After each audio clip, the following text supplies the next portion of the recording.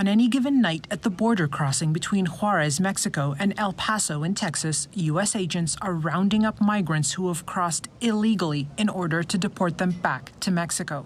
Many arrive on foot through the stifling heat of the desert to make it to the U.S.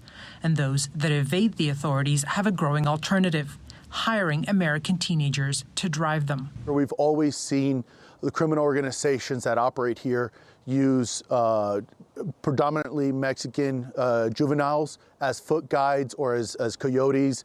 But recently, about fiscal year 21 and on, we've seen an increase of our encounters when it comes to drivers, U.S. citizen teenage drivers. In nearby Sunland Park, 1 in 4 drivers caught smuggling migrants in their vehicles last year were American teenagers, lured by payments of thousands of dollars in this otherwise low-income area.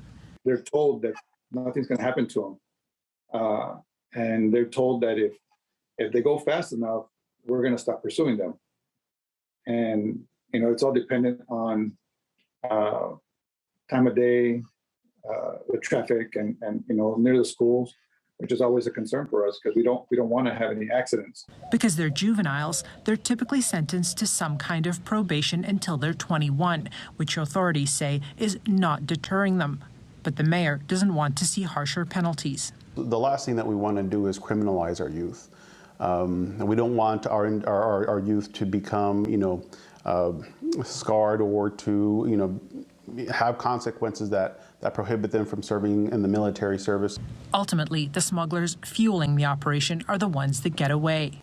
I've been at this office for 5 years, and I've never represented someone who was a leader or organizer of a transporting scheme. It's almost always the driver. Civil liberties groups say high-speed chases should only be employed when there's a violent crime.